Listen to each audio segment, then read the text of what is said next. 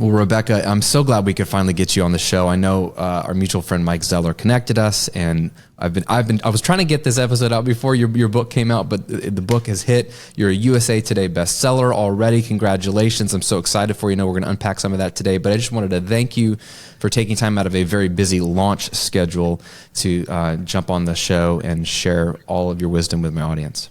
Thank you. Thank you so much. And I absolutely love Mike. So anybody who's a great friend of Mike is obviously a great guy. So I'm so glad that we were able to get together.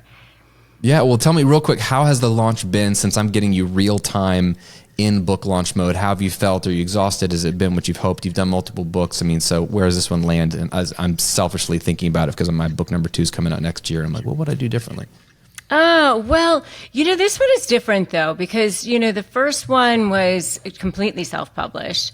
And then the second one was more of a hybrid, but this one is the first one that I've ever done that's formally published. And I also have an audience and, this has been a very different experience for me. And this is also one that I really feel is impacting people in such a deep way. I've never had a book before where people literally come to me in tears and say, "You've saved my life." I mean, I literally have people come up to me in restaurants, in like when I'm walking on the strand on the beach, and like say, "Can I hug you?" And tell me I was going to commit suicide and I didn't because of your work.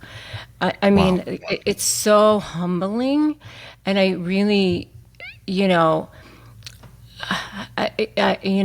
almost always feel like I want to hesitate when I say this, but I really do believe that I've been chosen to be a voice. Mm-hmm. I just feel very, very strongly that I've been chosen, to be a voice. That's beautiful. I mean, that's what it's all about. I mean, I think that's why we long to get in the thought leadership space, to create content, to have those moments of someone coming up to you and be like, "You saved my life," or "You changed my life," and what your ideas in your head, when they come out, they actually make an impact in the world, right? Like that's what this is all about. That's the most satisfying thing ever. Yeah, I feel like everything in my life has just been a confluence of events that have led me to this, because I was even bullied as a kid because I'm half Asian, I'm half Chinese. And so I built this huge law practice, but it wasn't until after that I ended up being in a business partnership with somebody who turned out to be a covert passive-aggressive narcissist. And that's what led me into doing this content on YouTube about narcissism, which I didn't even necessarily want to do. It was all this stuff that just came together in this crazy way. And, my content blew up on YouTube about that. And, I just always say, how did this happen? I'm not a gamer. I don't saw picnic tables in half. I don't, right. I don't do crazy dances, yep. And suddenly in 3 years, I have 40 million views on YouTube. It's just pretty insane. So I just believe that this is what I was meant to do. 100%. 100%. Well, I think people are chosen by God for certain messages, and they're a messenger. So they get a message, and they're not supposed to give every message. They're just supposed to give the message that they're supposed to give and do it well. So I want to talk, this is one of the reasons why I was so excited to have you on the show, is because the last 3 years for you have been insane. A huge pivot from a massively successful attorney to now massively successful on YouTube, and now as an best-selling author and all these different things, and a digital content creator, digital entrepreneur. I mean, a lot of what you're doing, that the world doesn't quite see exactly what you're doing. They see maybe your book or your YouTube channel. My audience can understand what's happening behind the scenes in terms of your business model and how you're leveraging that content. That's what we do all day long. So I see you as a massive success in the knowledge, commerce, digital entrepreneur space. So I'd love to unpack it a little bit. And I want to start with where you were talking about making that leap from attorney, your story of dealing with this narcissist, and we can go into as much of the detail there as you want. I know it relates to the content you're creating now, but some of my students, you said something that I feel like some of my students struggle with, which is they almost feel like they fell into a lane of content or a niche that they never expected to be in, maybe never even wanted to be in, and then they're asking themselves, just because this video blew up, do I niche into this space because I'm already known for that? Or is it really because, was that something that happened and you liked it, and you saw, hey, I have more to say here? Like, what did it feel like when that was starting to happen? And how did you decide, I'm going to be the narcissist gal? I'm going to own this lane and really press into it. So maybe unpack that a bit for our listeners. Yeah. So what happened was, let me just kind of back up from there a little bit. So what happened was in July of 2019, well, maybe just back up even from there a little bit. So in 2017, I decided I wanted to pivot from my law practice. And so my husband and I moved from Florida, where I had my practice in Naples, and we moved to LA, and I was flying back and forth from LA to Florida a week, a month, and just practicing part-time at that point for the next couple of years. And I had started some business endeavors with different people, and one of them turned out to be a covert narcissist. And in July of 2019, I get out of that business. At that time, I was learning about funnels, and I was started, following Russell Brunson, and I was like kind of teaching myself about funnels, and I knew I wanted to do something with digital courses. So all this is in the background. I also knew that I definitely wanted to focus on YouTube specifically. And the reason why I chose YouTube was because I knew it was the second largest search engine in the world. Yes. Owned by the first largest search engine in the world. A lot of people make the mistake of thinking of YouTube as another social media, rather than, Facebook or Instagram. I think that's a mistake, and the reason why is because when you post something on Instagram or you post something on Facebook, that post is gone within 48 hours. Nobody's digging back into your content ever. I mean, hardly ever. Whereas on YouTube, it's 24/7 free traffic forever, as long as you know how to do the SEO correctly. So if somebody goes in, puts in to Google, whatever it is that you want to learn, how to play the guitar, or, I want to learn how to, whatever it is that is your content, they will, as long as you know what you're doing as far as your SEO,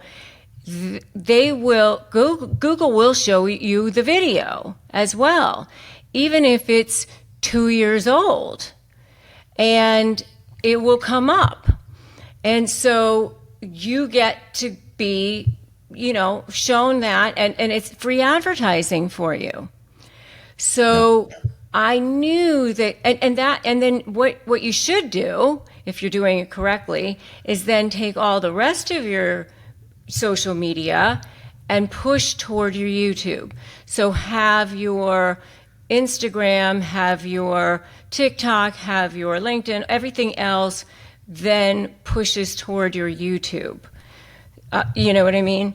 So, so that I knew that I wanted to have my YouTube be my main, place that I would put content. So what I started to do was have negotiation in general. That's what I really thought I wanted to do. So I would put videos up on how to get a pay raise, how clothing color psychology in negotiation. So I was really not getting very much. It was like, it was really too general was my problem. And, because, broad equals broke is what I kind of found out. I love that. Yeah. And so, a lot of people think, oh, I'm going to just cast this wide net and I'll get more. But that's really not what happens. And so I was only getting like 30 views at a time. And it was literally just my mom and her church friends. And she'd be like, oh, I told all my church friends. My mom plays the organ at church. And so she's like, That's I told awesome. all my church friends to watch you. And I'm like, oh, that's just so Thanks, great. Mom. Yep. And so I'm like, okay, that's just really not going to grow my business, but thank you. And so, and I made a lead magnet, and everything, but it was like really not working for me. So, then, at the same time, I figured out I was, in this relationship with this person who turned out to be a covert passive-aggressive narcissist. Well, I didn't know that at the time, but in July of 2019, I get out of this relationship with this business partner who was literally causing me drama, trauma, and chaos. And this woman, and it was awful. And, after I get out of that, somebody told me, oh, she was a covert passive-aggressive narcissist. And I was like, what is that? And so I get a book, I start reading about it. Now, this is happening at the same time as I'm learning about funnels, I'm learning about YouTube, all of that. So I'm reading this book, but this is for me. And I'm still flying back and forth to Florida. And I'm on the plane going to Florida one time. I'm like, oh, I'm reading this book, going, oh, God, this is what this person is. And so I started studying everything about narcissism. And then I thought, oh, I could apply what I'm learning about narcissism to my cases. So I start doing that, and I start seeing movement from these super toxic people. And it's like I discovered penicillin. Wow. I'm like, oh my God, I'm really onto something over here.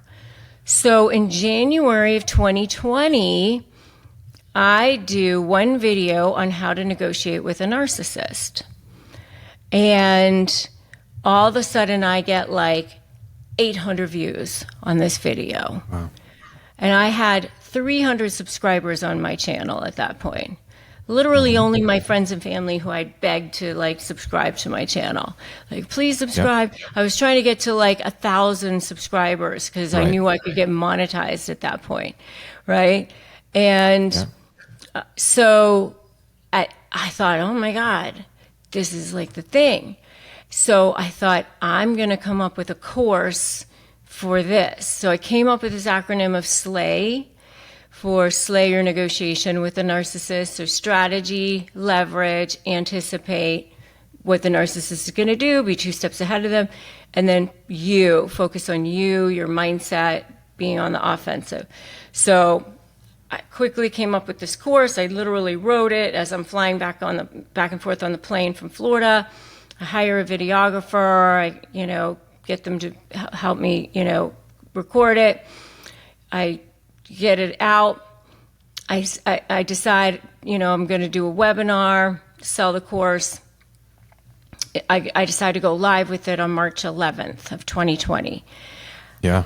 Of course, I have no idea what's going to be happening in the world at this point. This is January. And so I go live with it March 11th of 2020. And I literally by January of 2021 had 110,000 subscribers on my YouTube channel because I followed that content.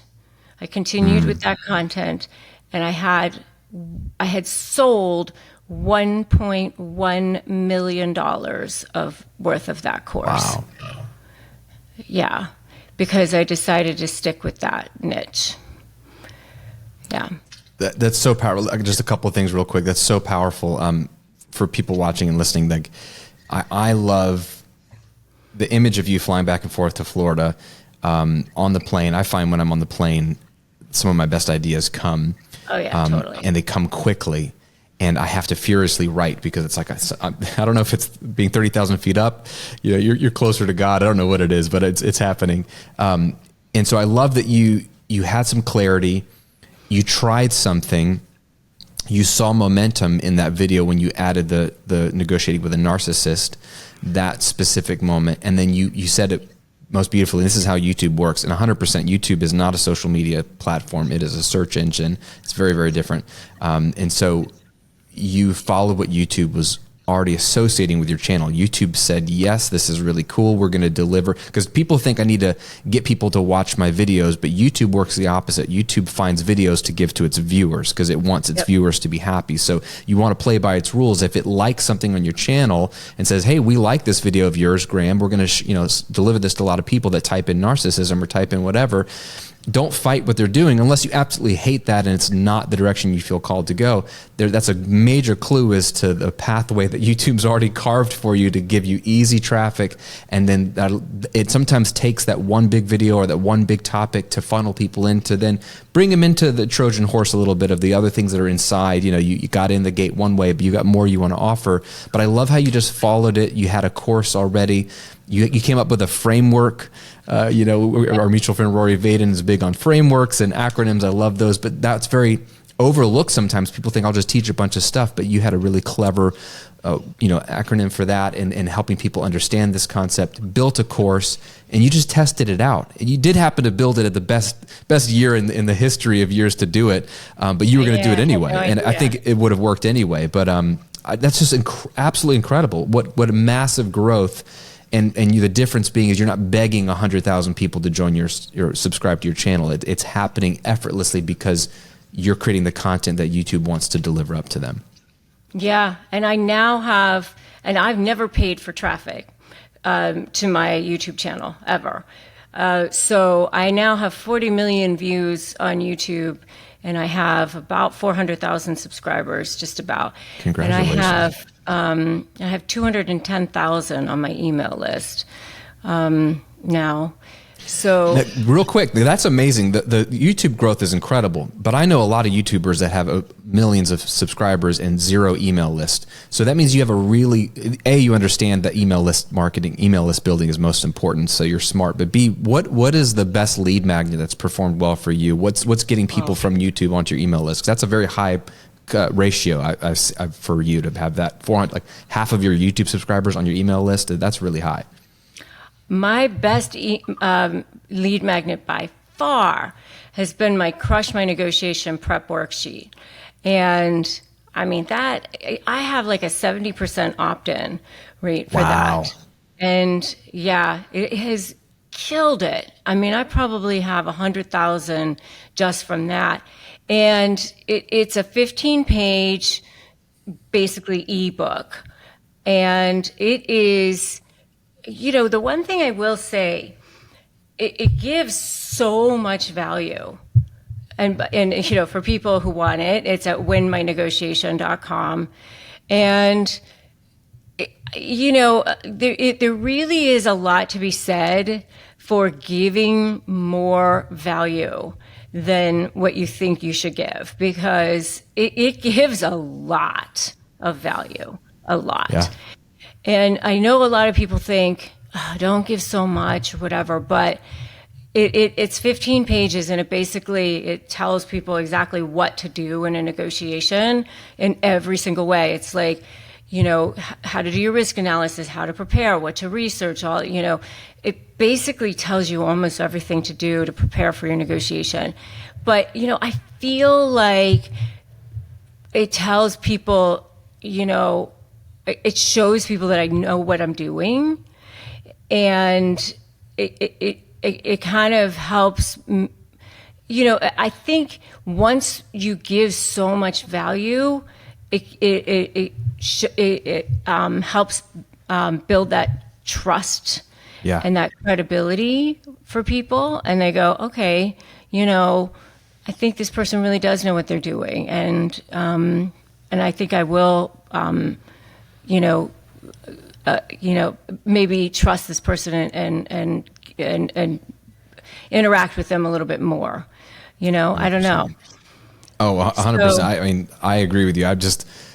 Most people think you need to sell publicly. I much prefer to sell privately, like give publicly, get people on your email list, and then invite them to a webinar, put them through a funnel, like offer things privately once they've already sort of raised their hand and say, I really like what Rebecca has to say. I downloaded her worksheet. I've watched a video. Now you're only marketing to a warm lead anyway. That's already gotten value from you already. It makes selling so much easier. You're not selling to the world. You're selling to the ones that really are going to buy anyway. So that's brilliant. And small little note there, you said it's basically an ebook in terms of value, but you didn't call it an ebook, which I think is strategic. You called it a worksheet, which feels much more manageable because no one has time to read an ebook, but they have time to look at a worksheet. And I think people want easier and faster. And so I think that's a strategic play on your part by calling it a worksheet. Just a little side note. Yeah. So, I mean, I've given that away to so many people. And then recently I started doing a second lead magnet, which is at Disarm the Narc, which is like key phrases for disarming narcissists as well. So that's another one that cool. I often give as well. So, and that one has done pretty well for me also. And then in both of them, what I have is, a clickable link to go to a free webinar, which then sells my program. Okay, beautiful. So they go YouTube to the lead magnet, and in the lead magnet, it's an invitation to an auto webinar, which sells your course. Yes. But then if they don't buy the course, there's still a nurture sequence for... they go through an email nurture sequence, which, eventually leads to the webinar again to, buy the course. Hey friend, we'll get back to the episode in just a moment, but I wanted to give you a gift for hanging out with me today. I want to give you my 30-day online income jumpstart guide. This is a 4-week checklist, bullet points to go from zero audience, zero customers, maybe even zero idea of what your business should be, to putting money in your pocket 30 days from now. It won't be $1 million in 30 days, but it will be money in your pocket. You will have figured out your idea. You will have tested your idea. You will have launched your idea and taken massive action towards building a business and a life that you love. If you already know your business idea, but you've been sitting around and you haven't taken action on it, then you need this guide because it'll walk you through a 4-week plan to go from where you are to putting money in your pocket in 30 days. And if you've never figured out what your business idea is and you have no followers online and no audience, it's okay. This will help you start at zero. I promise you. It's a PDF. It's fast. It's easy to read. It's not an ebook. You don't have to spend a lot of time on this. It's more about taking action and doing the right things in the right order. And it's free as my gift to you. So just go to grahamcochran.com/jumpstart to get your 30-day online income jumpstart guide. It's grahamcochran.com/jumpstart. Now back to the episode. I love that. I'm getting like technical. In the nurture sequence, do you sell the course directly on a sales page, or do you only nurture them and then push them back to the webinar? Yeah, there's like 20 emails and then they push them back to the webinar. But there's a long nurture sequence again. Okay, but none of them selling directly to the course other than just get them to the webinar and let the webinar do the selling? Webinar does the selling, yeah. Cool. Yeah, that's awesome, man. And what's the price point on your course right now? Or just for like people to know like what's $497. That's such a great price point. Such a super good value. I mean, honestly, people used to pay me a $25,000 retainer. Yeah. So, yeah. I mean, it's the killer deal for what they're getting. I love that. Okay, so cool. So thank you for walking. I love the technical side of things because what you've been doing for the last 3 years is what I teach, and what my best students are doing is they're leveraging the power of YouTube. They're giving first, they're building a warm audience, and then selling on the back end. So kudos to you. I'm just curious. Yeah, that doesn't count my new, because I now have a certification program too. Cool. So I have a master high conflict certification program for my coaches. So I now have a $5,000 certification, Smart. which I just launched this past summer, which has done extremely well. And which I love. I love my coaches. They're amazing. And that's awesome. That's a whole different strata. Yeah, of course. Yeah. I mean, in your product suite, you want to have different price points for different people in different stages of their journey, and obviously spreading out the lift of how to make the income you want. It's not all going to come from one product at one price point. Right. And we're just getting ready to roll out a new suite as well, which is going to be a $20 a month membership, because during the book launch, we started a book club. And oh my God, people loved it, absolutely loved it. And so my head of sales was like, we need to just continue having a book club. So we're going to continue with that and charge $20 a month for them. I love that. So it's going to be like I love that so much. Is that membership going to be based around just more content from the most recent books, Slay the Bully, or is it going to be different books or different content? Different books. Different books. We're going to start off with mine, but I think what we're going to do actually is study other people's books as well, and then maybe even invite the authors to come in and speak after we read their books. Yeah, I love that. Yeah, I love that. I love that a book club is still a thing, man, because books are not going away. They refuse to die, because I think it's the ultimate medium of content, which I'm quite curious about with your books. Like, as an author and a digital entrepreneur, how do you see them working together? How do traditionally published books, physical books, how does that fit in with your overall strategy? How do you personally view? I've talked to tons of authors, and I always want to figure out, especially if they have a digital side or maybe they speak also and they have a book, like, how do you view the book? What role does it play in your business model and your brand? Well, it certainly has helped me so far, because obviously it establishes you as a credible person in the knowledge space. That you know what you're doing, you know what you're talking about, right? For sure. I think that's the main thing. People see you as a person who is, a credible person in that space, in that field. She wrote the book on blah blah. Yeah. Yeah. Right. I remember that's the phrase I remember talking about. I had Jeff Walker on the podcast, and he created product launch formula, and everybody copies the way he launches things, and he wrote the book Launch. And I remember asking him, why the book? You got this $2,000 course. I have both. Like, the book tells you the same thing that the course does, and the book's $20. And he said there's a lot of reasons why he wanted to write the book, but the number one reason is because of what you just said. He said, I wanted to be the guy that wrote the book on launching. And if I didn't write the book on launching, somebody else would have, and I should be the guy that wrote the book on launches, because I was like, that makes sense. Yeah, exactly. I think that's the main reason, right? So, yeah.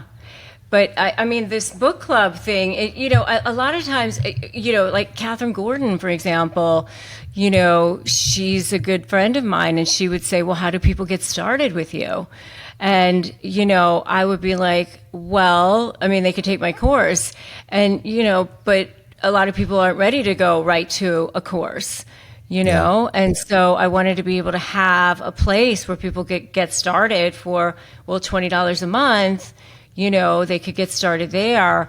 And what we're doing is we're actually having my coaches, the coaches that are just now graduating, they are facilitating the book club. So it's a great opportunity for my coaches to, get involved, and it's fantastic. I love that. I love that so much. I'm excited for you. Memberships are a great product line to have. And they're an ultimate win-win. You will love it and get recurring revenue, as you know, and then your audience will love it because they'll build community and have more touch points with you and your brand, which is great. Yeah, and it's a great opportunity for my coaches because they get to, have an opportunity to coach and, they and my community will have an opportunity to have community with each other. So, and I'll drop in from time to time as well. Yeah. I love it. I want to keep going through. The book is Slay the Bully, How to Negotiate with a Narcissist and Win. It's already a USA Today bestseller. Definitely check it out. One of the things, though, I do want to talk about, since you're an expert in negotiation, is you say something about how you need to first negotiate with yourself every morning. And how you have to supervise your thoughts constantly. This resonated with me so deeply as a deep thinker, an overthinker. I live in my head, and it's both my strength, superpower, and my weakness and Achilles heel. So can you maybe unpack that concept? What do you mean by that, and how can we practically negotiate with ourselves every morning?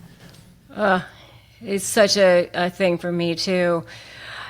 Which is why I always say that, I'm such a person who's constantly having to rein in my thoughts. And, I feel like if I don't keep a good handle on them, they just go straight to the bad neighborhood. I don't know. Yeah. The ghetto. And, I just, first thing in the morning, I gratitude journal, which I learned from Bob Proctor. I was so grateful and fortunate to get to interview him. He was actually one of my most favorite interviews of all time because I got off the interview and he actually coached me for like an hour afterwards. And he was just a wonderful guy.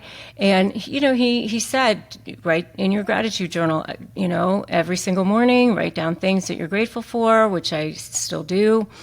And if I'm not, if talking to somebody or doing something, I have a good podcast on, I'm listening to an Audible book or doing something, because I really do believe that input equals output. I want to keep my vibrational level high.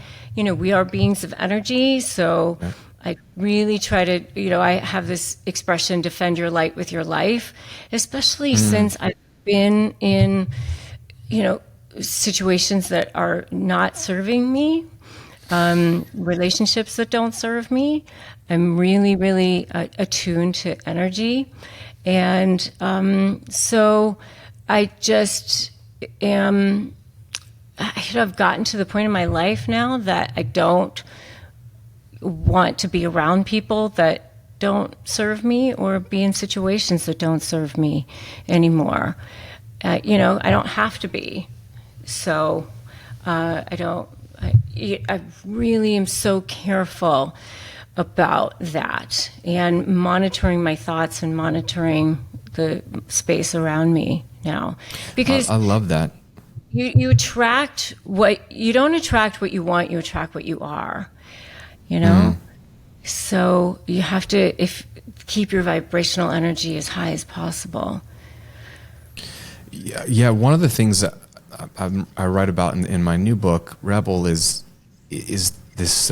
We do like an inner story audit because you can want to think new thoughts, you can want to change your life, you can want to be a rebel and push back against conformity and figure out who you really are. That's kind of where the book is going. But all of it is useless if you haven't done any kind of audit of your current narrative going on in your head every day. Like when you wake up in the morning, what are the thoughts you're thinking? What's the loud voice, the loud story that you're believing that may or may not be true, probably isn't true.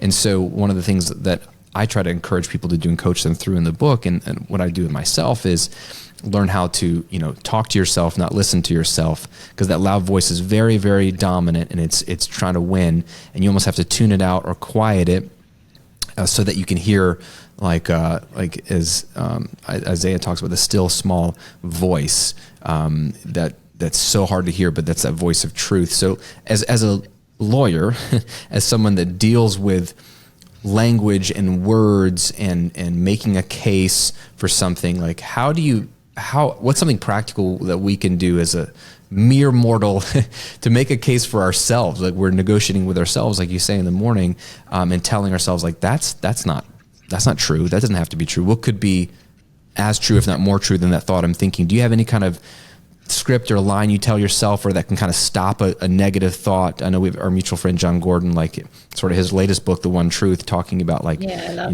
how do we get to that truth versus the outside negative thoughts? Is there something that's worked for you when you get stuck there? Yeah, I mean, I have a mantra, these 10 things that are like who I am. And I try to say them every day. I am a powerful expression of what's possible. And when people are with me, they feel empowered. I try to make sure I say that every single day, of who I am. And, because I really, truly believe that words have power. Yeah. And, there's a thing that Joe Dispenza has you do, an exercise that he has you do. Like if you ever have taken his course, where he actually makes you write down all of your bad thoughts, like makes you literally write them out. Because like there's, the things that you think about yourself that are like the worst things about yourself. And I remember when I first took his course, I was like, I'm not doing that. I'm not writing it out. That sounds depressing. Yeah. That sounds awful. Yeah. But I thought, okay, I'm going to do this thing. And when you write it out, actually write it out and then look at it, you think, well, that's just ridiculous. Because, when you see it out on paper and you think, okay, and then you actually like tear it up and throw it away and you go, okay, I'm not doing that anymore. This is not serving me. And then you write out who you're actually going to be, and just be that and be your future now and live into that word. I mean, the Bible, the first thing it says is, in the beginning was the Word, and the Word is God. I mean, you can create who you are as a matter of your word and be that. Yeah. It's so powerful. Everything starts with word. Yeah. Oh, 100%. I think people have integrity about it. Yeah. We use words too often. So the words become cheap. We don't think about what we say, and then the words that we think in our mind, because I can't remember who pointed it out to me, but you can't think about a thought without like the language is attached even to your thoughts. Like I'm losing it right now, but like language is happening verbally, but it's also happening before you say it. Like you're thinking the phrase, you're thinking the word, you're thinking the identity, and so I've been thinking about that a lot as I'm in a sort of an evolution of my brand. We were talking about it a little bit before we hit record. And then really the meta narrative of it for me is this new book that I'm writing, Rebel, is really a book about identity. And identity starts with like, who do you say you are? Are you living what people say you should be living, the way you should be living? Like we haven't even thought about these things sometimes. And that's why it's so hard to make a change, to leave a successful career, to leave even a bad situation, because we're so entrenched with that identity. So I think it's powerful. When you think about this, like, and I want to just tee up the book real quick here is, what is one of the challenges with when you're dealing with somebody who, and maybe you can define what a narcissist is, because I'm always curious about that language too, like how you would define a narcissist. Like, how do you deal with that? How do you slay the bully, but then at the same time, like, do that with integrity with yourself? Because I feel like, aren't we all somewhat narcissistic? Like, that's one of my things. Well, like my questions is like, do we all struggle with this to some degree, or is it truly just certain people that have this bent? And anyway, there's something there. I mean, I think obviously, I think we all have our own insecurities, but a true narcissist is a person who has absolutely no sense of value, and they have to get all of their sense of value from external sources. And so it's like this bottomless pit that's inside of them, this black hole that's inside of them. And so, they need to fill it with what they call narcissistic supply all the time. And so they're trying to get it from sources, such as you basically need to fill it constantly. And so, you're left feeling totally and utterly depleted, and yet they're still starving. And so it comes really from sources such as, big houses or the trappings of prestigious friends or celebrities or money or how they look to the world, their image, all of that. But it also comes from degrading people, controlling people, manipulating people, making people feel small so that they can feel big, so it's both. And so, I call the image piece diamond level supply, or the controlling and manipulating people coal level supply. So but in order to build leverage, so the strategy is S, and then the leverage is L for my sleigh, right? So strategy, leverage, anticipate. So the leverage piece is you have to threaten a source of supply that's more important for them to keep than the supply that they get from manipulating you. But you can't actually take away that source of supply, because if you do, then your leverage is gone. But that the reason why they constantly manipulate you in gameplay is because they enjoy the process of watching you squirm. And there's this myth out there that they just want to win, but that's not necessarily true, because they also enjoy the process of manipulating you and seeing you squirm. And that's why you can never get out of it with them a lot of times. And it's a result of trauma and issues that happen to them in childhood. And so what happens is, with all of us, when we are dealing with stress as human beings, is that we have our brains emit cortisol and adrenaline and things like that because of fight, flight, or freeze. And when narcissists are children, it happened to them on a continuous basis, and it caused arrested development in the limbic system, the emotional center of their brain. And so while the prefrontal cortex, the rest of their thinking brain, continued to develop, that emotional center, that limbic system part of their brain did not continue to develop as normally as it should have. And so when they feel triggered, when they feel like they are threatened in some way as adults, there's a phenomenon called splitting, and they go from black to white, or it's a split second that narcissistic injury can become triggered. It can be because of an eye roll, or a feeling of being slighted, or because they feel like they're going to be exposed, or there's a loss of control, or anything that can happen.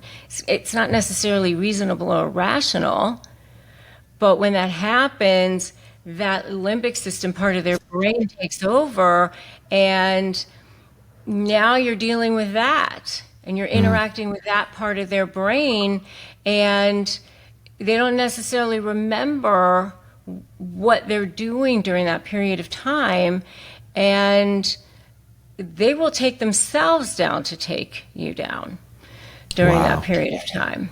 Yeah, and so you cannot communicate or interact with a narcissist in the same way that you can with a reasonable or rational person. And that's why what I teach is so critical and so important. Yeah, that's so helpful what you said there. And I'm just curious, like your customers and your clients that are coming to you, taking your course, going through this material, watching your videos, what are some examples? Are they dealing with narcissistic, like partners, like love partners, business partners? Is it just a family member? Like, is it children? Like, is it all? Okay. It could be a boss. It could be a coworker. It could be a colleague. It could be any bullying at work. It could be, family member, any of the above. I've had people dealing with a landlord or a tenant or a neighbor, Wow. Any of the above.